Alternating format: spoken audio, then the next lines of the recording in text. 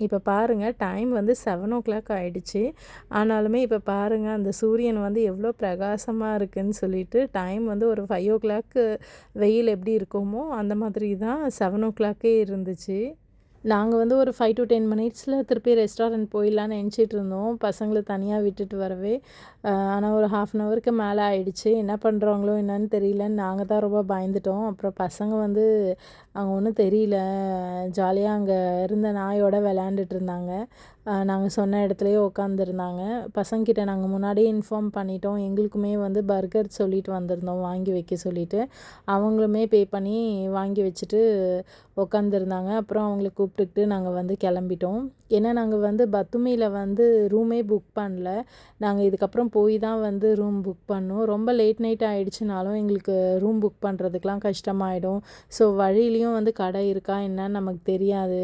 So அதனால் better இங்கேயே நம்ம வந்து வாங்கி சாப்பிட்டு போயிட்டோன்னா கொஞ்சம் ஈஸியாக இருக்கும் அப்படின்ட்டு அதுக்காக தான் பிளான் பண்ணி பசங்களை இங்கேயே வந்து சாப்பிட வச்சு எங்களுக்கும் வந்து சாப்பாடு பேக் பண்ண சொல்லிட்டோம்.